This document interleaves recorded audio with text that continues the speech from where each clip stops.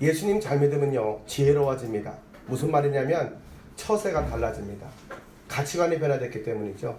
그래서 말과 행동이 달라지게 되고 그 사람은 어디나 가나 환영을 받게 되고 또 그 지혜가 되시는 하나님이 그와 함께 하심으로 가는 곳마다 형통한 길이, 가는 곳마다 하나님이 예비하신 여호와 일의 하나님을 발견하게 될 줄로 믿습니다. 오늘 본문의 말씀에 바라보면 성경에서 지혜 하면 대명사로 떠오르는 솔로몬의 이야기가 소개되고 있습니다.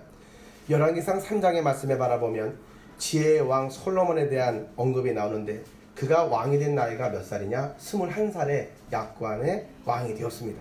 그런데 옛날에는 한 나라를 다스린다는 것이 입법권, 사법권, 행정권의 3권을 한 손아귀에 거머쥐고 법을 만들어야 됐고 또 시행을 해야 됐고 또 사람들의 시시비비를 가리키며 그렇게 판단하는, 재판을 하는 중차대한 일을 감당해야만 했습니다. 21살에 이 큰 일을 홀로 감당하려고 하니까 답답하고 괴롭고 무거운 마음이 보통이 아니었습니다. 그래서 그가 이 답답한 마음이 될 때 어디로 갔냐면 기브온으로 갔습니다. 여러분 성도들은요 앞이 캄캄할 때 기도 잊지 말고 하나님이 계시는 성전으로 나가야 될 줄로 믿으시길 바랍니다. 답답한 마음이 있으면 시집 가가지고 어디로 가죠? 친정으로 가죠. 거기 가서 무슨 이야기를 하더라도 친정은 다 내 편이 됩니다. 그래서 그 안에서 다 쏟아놓고 그렇게 새롭게 그렇게 쉼과 안식과 모든 마음을 평안하게 정돈해서 다시 현실로 돌아와서 그렇게 일을 잘 마무리 짓게 되듯이 성도들은 세상 가운데 마음이 복잡하고 힘들어지게 되면 우리의 친정이 되시고 우리의 음성에 귀 기울이시는 하나님께로 나아가 모든 것들을 쏟아 놓아야 될 줄로 믿습니다. 그래서 주님은 이렇게 말씀하셨습니다. 수고하고 무거운 짐진 자들아 다 내게로 오라. 내가 너희를 쉬게 하겠다. 참다운 쉼이 있는 것에 지혜가 있습니다. 어떻게 해야 할 바를 알지 못할 때 우리에게는 스트레스고 힘든 무거운 짐이지만 주님 품 안에서 주님이 가르쳐 주시는 지혜를 얻게 될 때에 우리의 모든 문제는 눈 녹듯이 사라지게 되는 줄로 믿으시기 바랍니다. 왜냐하면 단순히 쉬고 돌아온다고 해가지고 문제가 사라지는 것은 아니기 때문이죠. 주님 안에서의 참다운 평안은 그분께서 그 모든 길을 열어가심으로 우리의 지혜가 되어주시기 때문인 줄로 믿습니다. 그래서 솔로몬의 답답한 마음이 있어서 바로 그의 하나님에게로 나갔는데 그때 당시에 중앙성소는 기본에 있었단 말이에요. 왜 기본에 있었느냐? 바로 그 모든 그 성물들, 기구들이 말이죠. 다 거기에 있었어요. 그러니까 중앙성소 예루살렘은 있었지만은 거기에 예전부터 쓰던 모든 노제단과 번제단과 이런 모든 제사를 드릴 수 있는 시스템의 큰 시스템들은 다 기본에 남아 있었거든요. 그래서 바로 가까운 데가 아니라 이곳으로 갔단 말이에요. 왜냐면 그때 당시는 예배를 드리는 게 제사였단 말이에요. 그래서 간절한 마음의 소원을 가지고 하나님께 드릴 때 1,000번제의 소원을 하나님께 드렸단 말이죠. 1,000번제의 간절한 이런 국가적인 큰 예배를 드리는 장소는 예루살렘이 아니라 바로 기브온에 있었다라는 것입니다. 그래서 기브온으로 왕이 가니까 신하들도 다 가가지고 간절히 엎드려서 하나님께 기도하게 됩니다. 이것은 온전한 헌신을 상징하는 그러한 예배의 예식이라고 볼 수 있습니다. 하나님은 우리의 예배 가운데 무엇을 보기를 원하시느냐? 중심을 보기를 원하세요. 무슨 말이냐? 하나님은 감동받기를 원하세요. 그래서 어떠한 성도들이 어떤 신앙이 잘하는 신앙생활이냐? 하나님의 마음에 감동이 되는 여러분과 저의 기도와 예배가 되기를 주님의 이름으로 축원합니다. 눈 가리고 아웅하는 것 말고요. 하는 척하는 것 말고요. 하나님의 마음에 감동을 드리는 그러한 진정한 하나님의 백성이 되어야 할 것입니다. 하나님의 마음에 감동이 되면 하나님이 어떠한 반응을 보이시느냐? 즉각적으로 응답하시고 만나주신다라는 거죠. 그래서 그의 꿈에 하나님이 만나주시고 다가오셨어요. 그날 밤에 솔로몬의 꿈에 하나님이 나타나셔서 말씀하십니다. 그 열왕기상 3장 5절의 말씀인데 솔로몬에게 말합니다. 너는 내게 구하라고 내가 너에게 무엇을 주기를 원하냐고 하나님이 물으시지요. 그랬더니 이 중요한 순간에 그가 자기 자신을 위해서 부와 명예와 억울함을 신원해달라고 구하지 아니하고 그 순간에 뭐라 말하느냐? 열왕기상 3장 9절의 말씀에 지혜로운 마음을 종에게 주사 주의 백성들을 재판해서 선과 악을 분별하게 하옵소서. 어린아이가 이런 이야기를 할 때에 하나님의 마음에 감동했단 말이죠. 그러니까 그가 드리는 1,000번째 제사에도 감동을 하셨고 그의 간구하는 그 주제의 내용에도 또한 감동을 받으셨어요. 감동에 감동을 받으셨어요. 성경에 말씀에는 10절에 뭐라고 말씀하시냐면 그의 말이 하나님의 마음에 맞은지라 이렇게 말씀합니다. 하나님의 마음을 사로잡았다. 오늘 여러분들에게도 그러한 은혜가 있기를 주님의 이름으로 축원합니다. 용기 있는 자가 미인을 얻는다고 이야기를 했습니다. 여러분 축하드립니다. 다들 미인을 얻으셔서 가정을 예쁘게 꾸미셨는데, 여러분 용기 있게 내 마음에 있는 이야기를 선포해서 그 상대방의 마음을 사로잡을 때, 확신을 줄 때 비로소 우리는 아름다운 결혼 생활과 가정을 이루게 되는 것입니다. 용기가 없다고 한다면, 그리고 온전한 정성을 보이지 않고 상대방의 마음에 감동을 주지 못하고 확신을 주지 못한다고 한다면 그 짝사랑에만 멈추고 안타까운 사랑이 되는 것이죠. 마찬가지로 신앙생활하면서도 하나님의 마음을 사로잡는 데 우리의 중심이 있기를 주님의 이름으로 축원합니다. 돈 몇 푼 받고요, 내가 조금 출세하고요, 이런 데 목적이 있는 게 아니라 하나님의 마음을 사로잡아서 그분과 함께 영적인 결혼생활과 동행의 기쁨을 맛보는 여러분과 제가 되기를 간절히 원합니다. 그러면 인생의 모든 것들은 만사형통한다. 여러분, 여자가 빚이 많았어요. 그리고 여자가 많은 한계가 있고 가난했어요. 그래도 그 여자를 사랑해주는 남자, 또 그 서로의 사랑을 확인하고 난 다음에 결혼하면 그 여자는 신데렐라가 됩니다. 그렇죠? 완전히 신데렐라가 되죠. 그 남편의 것이 다 내 것이 되고, 나의 빚은 모든 것들이 이제 더 이상 나의 빚이 아니에요. 나의 억울함이 아니에요. 남편의 것입니다. 남편이 말합니다. 당신의 일이 나의 일이다. 이제 내가 당신을 위해서 그 모든 것들을 할 테니 지난날의 눈물과 아픔을 씻어버려라. 그렇게 이야기를 하는 거죠. 그때 여인이 마음의 감동이 얼마나 되겠습니까? 지난날의 아픔과 남모르게 혼자 눈물을 흘렸던 것들에 대한 모든 것들을 다 신원받지 않습니까? 보답받지 않습니까? 하나님을 만나서 하나님이 나의 아버지가 되시고 신랑이 되어주실 때에 내 모든 억울함과 아픔과 그 모든 내용들을 신원해 주시고 채워주시고 나를 높여주시는 줄로 믿으시기를 바랍니다. 그 하나님은 그런 하나님이다. 그래서 우리는 지혜롭게 하나님께 구하여서 하나님의 마음에 감동을 드려야 된다. 우리가 자녀를 기르다 보면 여러 자녀가 있어요. 그런데 그 자녀들 가운데서 특별히 관심이 가는 자녀가 있습니다. 어떤 자녀입니까? 말이 지혜로운 자녀. 그 마음이 가는 자녀는 누굽니까? 부모가 이야기해도 다들 듣지 않고 자기 할 일하고 한 귀로 듣고 한 귀로 흘러버리는데, 어떤 자녀들은 부모님이 말씀하시는 것을 가슴에 두고 그것을 행하는 그러한 아이들이 있단 말이죠. 그러면 마음에 부모는 감동을 받는 거죠. 너 바쁘다고 어디 간다고 하더니 너 그 말 기억하고 있었니? 마음에 감동이 딱 되는 거죠. 그래서 눈물을 흘리며 그 아이를 예의주시하면서 보면서 아이가 무엇이 필요한지를 봐서 있으면 곧바로 내가 그 아이에게 더 도와주려고 애를 쓰지 않습니까? 우선순위가 그 아이에게 더 가지 않습니까? 오늘 하나님과의 관계 속에서도 그러한 자녀가 되기를 주님의 이름으로 간절히 축원합니다. 우리는 그러한 하나님의 자녀가 되어야만 합니다. 그러한 지혜로운 예배자들이 되어서 하나님의 마음에 합한 그러한 사랑스러운 자녀들이 되어야 할 것입니다. 솔로몬이 얼마나 놀라운 전무후무한 지혜를 받았는지 근동지방의 모든 국가들이 솔로몬의 지혜를 흠모하였다. 그러면 지혜의 신이 되시는 하나님이 그와 함께 하심으로 어디를 가든지 주님께서 그에게 말씀하시고 알려주셨다라는 것입니다. 그의 모든 연소함과 그의 모든 부족한 부분을 하나님이 채워주셨다라는 것이죠. 나의 연약함, 그것을 슬퍼하는 것이 아니라 내 약할 때 강함이 되시는 하나님을 만나는 기회로 삼는 여러분과 제가 되기를 주님의 이름으로 간절히 축원합니다. 지혜라고 하는 이야기는 히브리 원문으로 바라보면 레브 쉬메라고 말합니다. 레브는 뭐냐? 마음이라는 뜻이고, 쉬메는 무엇이냐? 듣는다라는 거예요. 마음으로 듣는다. 이게 지혜라는 사실이죠. 하나님의 음성을 마음으로 듣고, 백성의 소리를 마음으로 듣고, 이 양심이 하는 소리를 마음으로 듣는 귀를 달라고 지금 솔로몬은 하나님께 구했다라는 것이죠. 하나님이 이렇게 말씀합니다. 열왕기상 3장 11절의 말씀에 자기를 위해서 목숨의 수명도 구하지 않고 부도 구하지 아니하고 원수의 생명을 멸하기를 구하지도 아니하고 오직 송사를 듣고 분별하는 지혜를 구하였은즉, 이렇게 이야기합니다. 여러분, 하나님이 축복을 주실 때는 분명한 이유가 있습니다.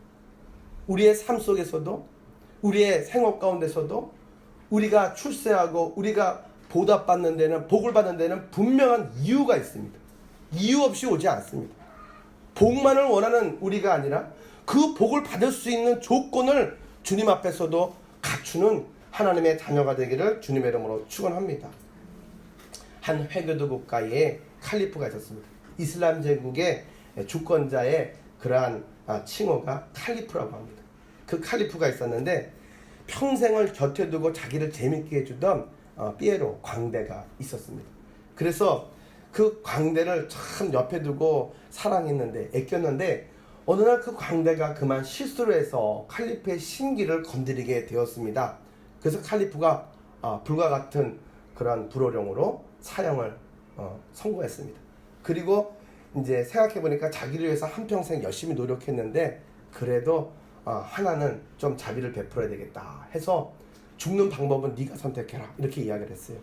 자, 이제 시간을 줄 테니까 네가 선택해라. 그랬더니 이 피에로가 살살 웃으면서 그 시간이 닿을 때에 이렇게 말합니다.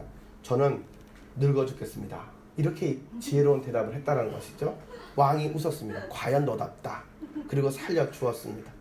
어차피 죽는 거 마찬가지 아니겠습니까? 우리의 삶 속에도 이런 지혜가 담겨지기를 주님의 이름으로 축원합니다.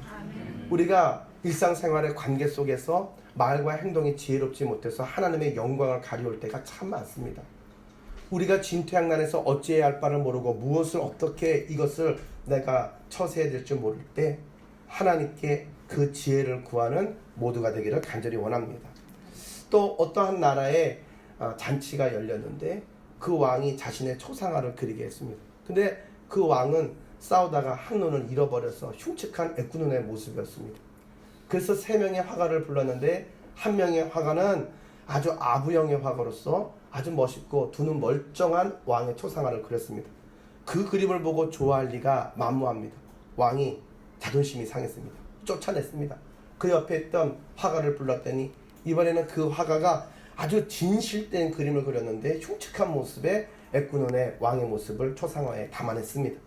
비록 맞는 그림이긴 하지만 마음에 들리가 전무했습니다. 그래서 3번째로 그 옆에 있던 화가를 딱 불렀는데 그가 미소를 지으며 그림을 딱 보여주는데 한쪽 방향을 응시하고 있는 왕의 측면의 모습을 보여줍니다. 성한 눈만 보이는 거죠. 그 모습을 바라보니까 왕이 너무 마음에 들었단 말이죠. 이 지혜롭게 그림을 담아낸 화가에게 그 왕은 아주 만족해하며 많은 보상을 했다라는 이야기입니다. 오늘 우리가 이 세상 가운데 하나님의 자녀로 살아감에 있어서 지혜가 필요할 때가 한두 번이 아닙니다. 우리가 다니엘의 이야기를 잘 알고 있습니다. 다니엘이 제사의 음식을 먹고 왕 앞에 부름을 받아야 되고 책임자가 있는데 그 상황 속에서 나는 무조건 못 먹겠습니다 하고 단식 투쟁을 했습니까? 그렇지 않습니다.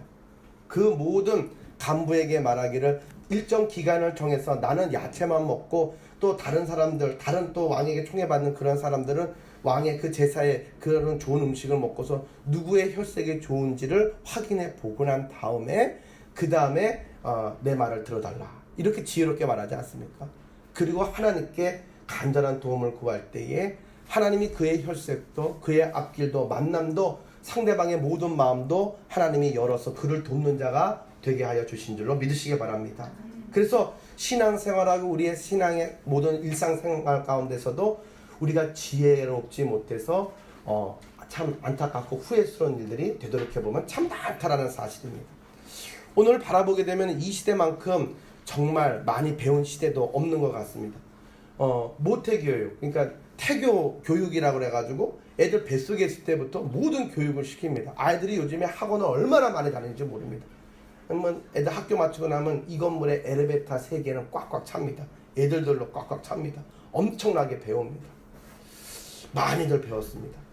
그런데 참 특이한 것은 모든 분야의 학문과 발전이 이렇게 비약한 발전을 이루는데 인간성만큼은 거꾸로 그렇게 잔인할 수가 없고 그렇게 악할 수가 없고 그렇게 걷잡을 수 없이 번져가는 모습을 바라보게 됩니다. 뉴스를 틀어보면 맨 살인과 사기와 뭐 각종 부패들과 여러 가지의 입으로 담을 수 없는 그러한 일들만 가득하다라는 사실이죠.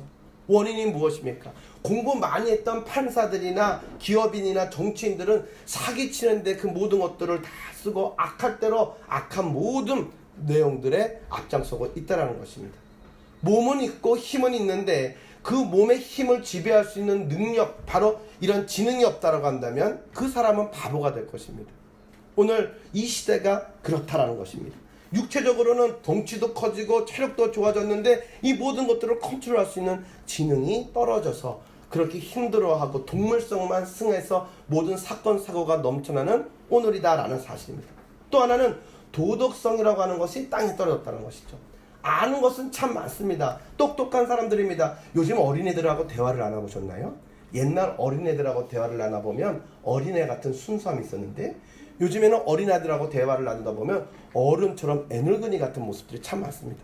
말들을 자기 의사 표현을 얼마나 정확하게 하는지 스피치 학원으로부터 시작해서 애들이 말을 참 잘합니다. 똑똑합니다. 그런데 중요한 것은 무엇입니까?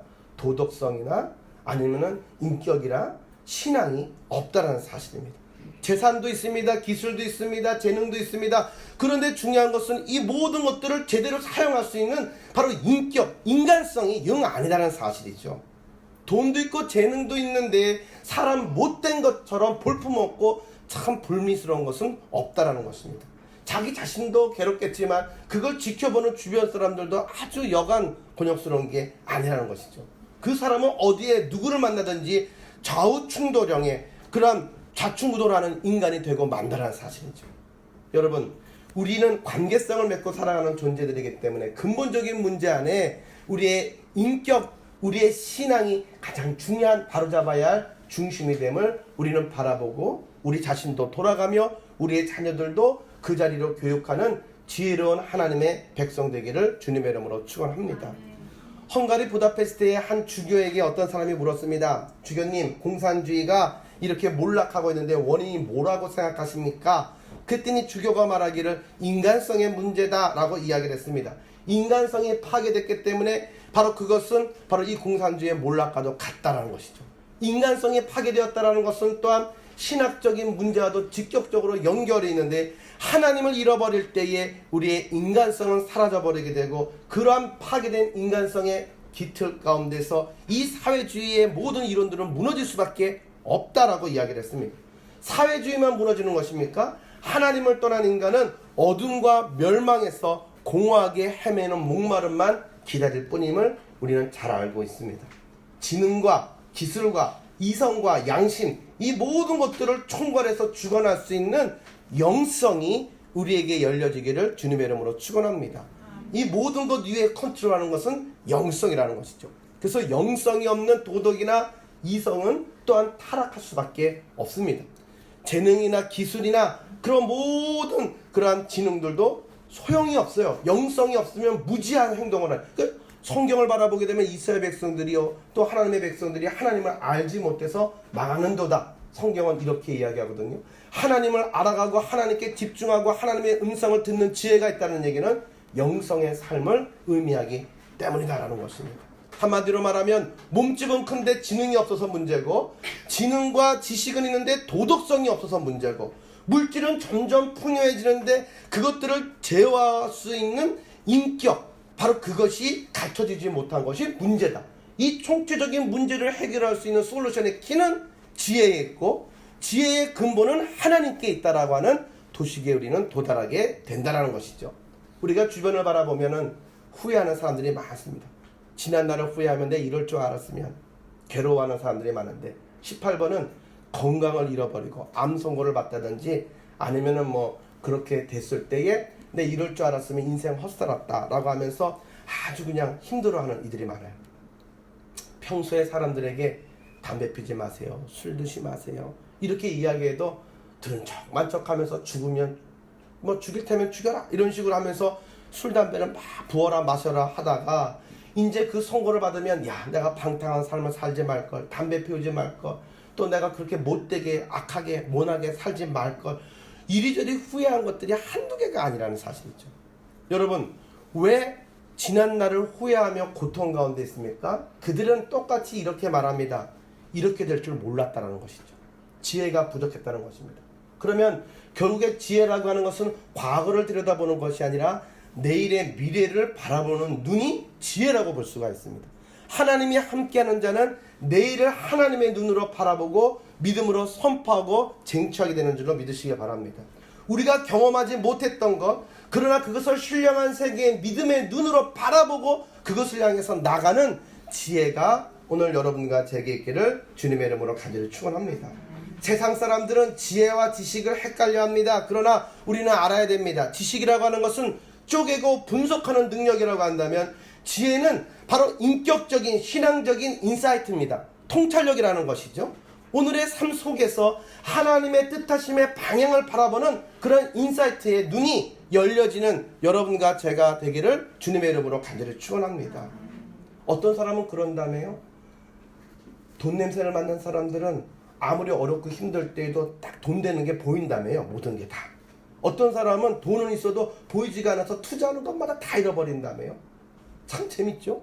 눈이 먼저 열리는 게 중요한 것이죠.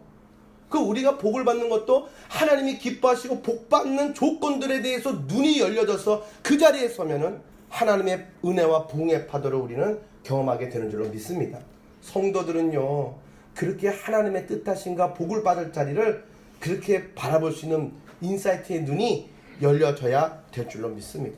오늘 본문의 말씀에 바라보면 이 지혜를 어떻게 얻을 수가 있느냐? 먼저 하나님께 근본의 뿌리가 있다. 하나님 앞에 바로 서야 된다. 바로 경건과 신앙의 그것이 지혜를 받을 수 있는 통로다라고 성경은 이야기를 합니다. 다시 말하면 이 지혜는 하늘로부터 내게 임하는 은사다라고 정의 내려볼 수가 있습니다. 두 번째로는 이 지혜라고 하는 것은 부모님에게로부터 받는 것이다 라는 것이죠. 물려받는 것이에요. 우리의 믿음의 선조들, 지혜로운 선조들로부터 받는 것이죠. 오늘 본문을 바라보면 아들들아 아비의 훈계를 들으라. 나도 내 아버지에게 아들이었으며 내 어머니의 보기에 유학한 외아들이었노라. 나도 아버지께로부터 배웠다라고 이야기를 합니다. 아버지의 말을 들으라 이야기를 합니다. 여러분, 부모님의 말씀에 귀담아 듣는 아이를 효자, 효녀라고 이야기를 합니다. 그리고 그 부모님의 말씀을 어렸을 때 들을 때는 왜 이렇게 듣기 싫은지 모릅니다. 그래서 빨리 어른이 되고 싶다고 말합니다. 저는 잽스에서 아이들 이제 운행을 하다가 말합니다. 시간이 빨리 가는 것 같니? 늦게 가는 것 같니? 그러면은 늦게 가는 것 같다라고 하는 아이들은 전부 다 빨리 어른이 되고 싶대요. 그래서 왜 빨리 어른이 되고 싶니? 그러면 하고 싶은 게 많은데 부모님이 못하게 하는 게 많아가지고 내가 자유롭게 하기 위해서 빨리 크기를 원한다라고 이야기를 합니다. 그러나 빨리 크는 것도 중요하지만 우리는 기억해야 됩니다. 부모님이 나에게 가르쳐주시는 그 말씀 한마디 한마디는 자신이 평생토록 살아가면서 경험한 것 가운데 가장 뼈저리고 가슴 아프고 후회되는 내용을 중심으로 담고 있다는 것이죠. 내 속으로 나온 자식이기 때문에, 나를 닮았기 때문에 내가 그이가 어떻게 하는 것을 잘 누구보다도 이해하고 또 내가 그 부분에 대해서 정말 누구보다도 하고 싶어 또 해주고 싶은 이야기가 많다라는 사실이죠. 그 마음과 그 경험의 지혜를 우리는 무시하지 말고 가슴에 두고 묵상하는 지혜가 있기를 주님의 이름으로 간절히 축원합니다. 공부해라, 공부해라. 아이들은 그렇게 말합니다.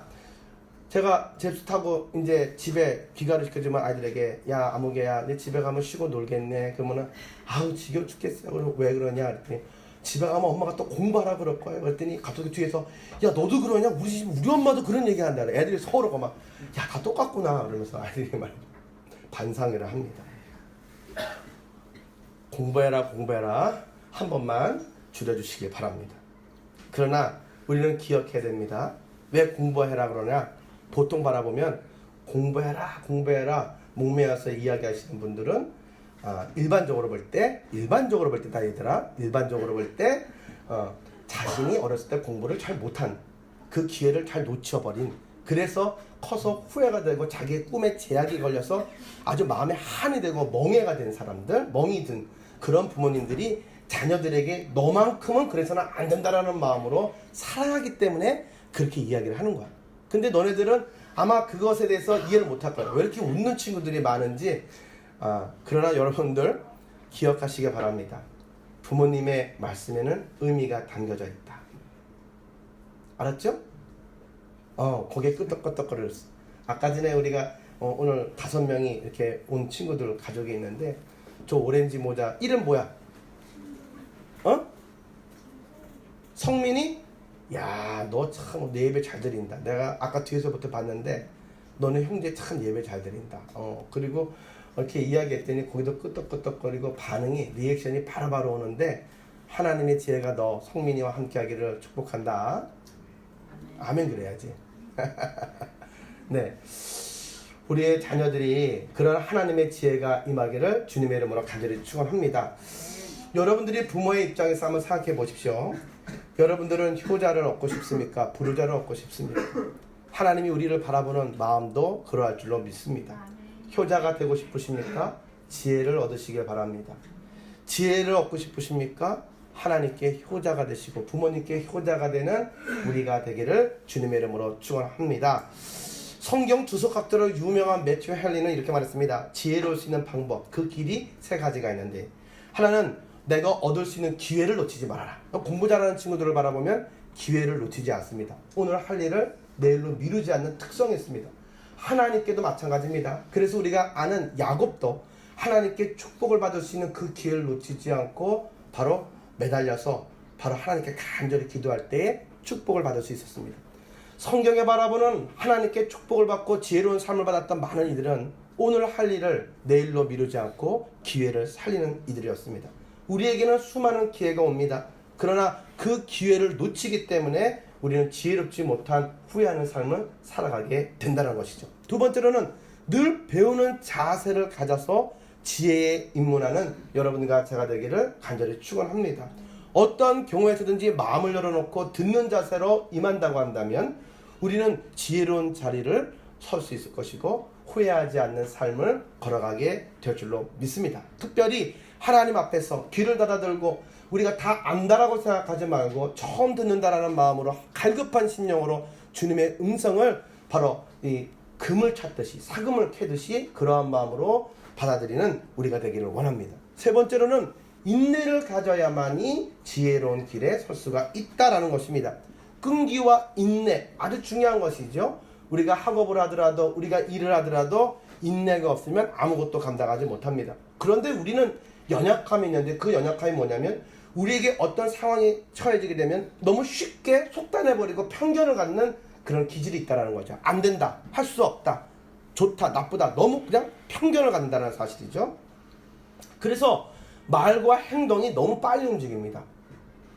여러분, 바로 이 모든 것들을 잠시 참고 하나님께 묻고 우리가 그 하나님의 뜻 가운데서 잠잠히 서서 바라보는 인내의 시간이 회복되기를 주님의 이름으로 간절히 축원합니다. 그거 하나만으로도 우리는 지혜로운 사람의 절반은 우리는 다가가게 되는 것입니다. 왜? 말과 행동이 우리는 신중해질 수가 있기 때문이죠. 좀 더 깊이 생각하고 기도하고 경건의 자리에서 하나님과 동행하는 여러분과 제가 되기를 간절히 축원합니다. 이제 오늘 본문의 말씀을 바라보면 지혜를 얻으라 이렇게 말씀하는데 4번이나 거듭해서 강조하고 있습니다. 그런데 얻으라라는 이야기는 영어로 바라보면 영문에는 buy, 사라 이렇게 이야기를 합니다. 무엇을 얼마를 지불하든지 정당한 가격을 지불하고 지혜를 얻으라는 것이죠. 왜 그렇습니까? 그만큼 소중한 것이기 때문에 이것은 반드시 사야만 된다라고 이야기합니다. 어떤 이가 이런 얘기를 하더라고요. 북일에 아파트가 청약하는데 분양가 상한제 때문에 반값짜리로 아파트가 나오는 로또라고 말하지 않습니까? 그래서 사람들이 엄청 기다리고 있어요. 그거 사요. 근데 돈 없는 사람들은 예전에는 그걸 분양권을 팔았어요. 그렇죠? 그런데 그 팔아놓고서 일생토록 가슴을 치는 사람들이 많아요. 왜냐면은 그게 곧 엄청나게 커지는 건데 그게 말이죠. 마치 그 장자권을 팥죽 한 그릇에 팔고 후회해가지고 밤잠을 못 이뤘던 그런 애서와 다를 바가 하나도 없거든요. 여러분, 정말로 지혜로운 삶은요, 그게 얼마나 가치 있는지를 먼저 알아야 돼요. 그걸 알면 많은 사람들은 그렇게 말합니다. 당첨되기가 하늘의 별 따기라서 그렇지 당첨되면은 뭐 어떻게 돈을 끌어오더라도 다 끌어와가지고 일단 그건 무조건 붙잡고 있어야 된다. 무조건이다. 거기는 사활을 걸만하다라고 이야기를 합니다. 어떤 것을 어떠한 가격을 치르고서라도 그것을 사야 되는 가치가 있다. 견딜 이유가 있다. 여러분, 집 하나 사서 그것을 기다릴 때도 이러한 마인드를 가지고 열심인데 우리는 과연 하나님의 지혜를 사는 데 있어서는 얼마나 지불하셨습니까? 얼마나 기다리면서 그 지혜가 열매로 우리에게 상급으로 다가오기까지 애쓰고 견디셨습니까? 너무 쉽게 우리의 편의와 우리의 생각과 유익 때문에 팥죽 한 그릇에 그것을 팔아버리지는 않으셨습니까? 소중한 가치를 모르기 때문에 그것을 판단하는 것이죠. 그러나 오늘 본문은 어떠한 가치를, 어떠한 대가를 치르고서라도 그 지혜를 사서 붙잡고 마음에 두고 간직하라고 이야기를 합니다. 오늘 여러분과 저에게도 그러한 간절함과 그러한 분별력과 하나님의 지혜에 대한 가치의 인사이트가 그러한 의미가 있기를 주님의 이름으로 축원합니다. 마지막으로 하나의 예화를 맞춰 말씀드리고 마치려고 합니다. 영국의 헨리 4세 때의 일입니다. 나라가 사치풍조가 만연하게 되면 망국의 지본이라고 했습니다. 나라가 망하는 그런 징조라고 했습니다. 그런데 이 여인들이 이 귀금속품들 이런 모든 사치의 장신꾼들의 장신구에 그렇게 아주 몰두했습니다. 그래서 사치와 허영심에 빠져 있는데 이걸 잡고 싶었습니다. 그래서 이것을 통제하는 법령을 많이 냈는데 그럴 때일수록 오히려 더 올라갔어요. 사치 풍조가 더 올라갔어요. 도저히 잡을 수가 없는 상황이 걷잡을 수 없이 진행되는데 고민하다가 헨리 4세가 지혜롭게 하나의 법령을 발표했는데 이렇게 말했습니다. 모든 부녀자들에게 금부치와 보석의 장신꾼들을 지니는 것을 사치품들을 금지한다. 그런데 단 창녀들에게는 허락한다. 이렇게 옵션을 달았어요. 그랬더니 곧바로 이 사치풍조가 사라져버렸다고 합니다. 이것이 지혜인 줄로 믿습니다. 요즘도 바라보면은 뭐 부동산부터 시작해가지고 뭐 여러 가지들 벌금 물린다고 말합니다. 세무감사 들어간다고 말합니다. 구속해버리겠다고 말하고 협박을 합니다. 그런데 됩니까? 눌러놨더니 더 튀깁니다. 더 올라갑니다. 방법이 없는 것이죠. 그것으로 감당이 안 됩니다. 왜 그러냐? 정치인들이 지혜가 부족하기 때문이죠. 여러분, 자기를 과시하는 사람들은 자기에 대한 평판에 되게 예민합니다. 그래서 이런 모든 것들을 잘 생각해서 지혜롭게 헨리 4세는 모든 솔루션을 냈다라는 사실이죠. 오늘 우리가 기도할 때에 하나님께서 우리에게 지혜로움으로 잃어버리고 보지 못한 사각지대의 모든 것들을 바라보고 생각나게 하셔서 우리를 통해서 문제가 해결되게 하시고 우리를 통해서 하나님의 영광이 드러나게 하시는 줄로 믿으시기를 바랍니다. 오늘 본문은 이렇게 말합니다. 지혜에 대해서 이렇게 말합니다. 지혜가 보아리라. 지혜가 너를 지키리라. 지혜가 너를 높이리라. 지혜가 너를 영화롭게 하리라. 지혜가 되시는 하나님, 그 하나님이 여러분과 함께 하셔서 여러분의 가정을 아름답게, 또 여러분의 기업과 섬기는 재단을 복되게, 이 나라를 하나님의 큰 쓰임받는 기둥으로, 일꾼으로 삼아주시기를 주님의 이름으로 간절히 축원합니다. 함께 기도드리겠습니다.